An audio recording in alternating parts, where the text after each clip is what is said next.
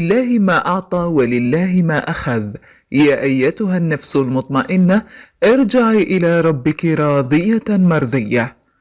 الممثل المغربي سعيد الناصري يلتحق بجوار ربه قبل قليل، وفيديو مؤثر له من داخل المستشفى لحظات قبل رحيله.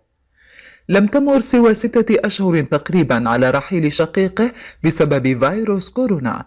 اهتز المغرب صبيحة اليوم على إثر خبر محزن بخصوص الفنان المغربي سعيد الناصري، والذي يعتبر من بين أفضل الممثلين الكوميديين في المغرب.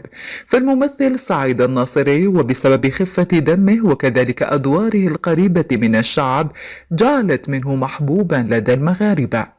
لكن وللأسف سرعان ما غادرنا إلى دار البقاء، حيث نشر الفنان المغربي سعيد الناصري فيديو له في قناته عبر موقع يوتيوب ساعات قبل رحيله وهو يلفظ أنفاسه الأخيرة، حيث أكد على أنه أصيب بفيروس كورونا هو وزوجته وابنته الصغيرة، كما أن زوجته بدورها فقدت جنينها بسبب الفيروس.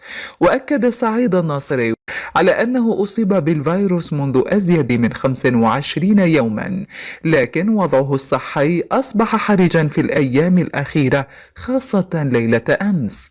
كما أكدت بعض المصادر المقربة على أن الفنان المغربي سعيد الناصري قد غادر إلى دار البقاء عن عمر ناهز 60 عاما، مخلفا وراءه تاريخا فنيا حافلا بالعطاء. وبهذه المناسبة الأليمة نرجو الله عز وجل أن يتغمد سعيد الناصري بالرحمة والغفران، وإن لله وإن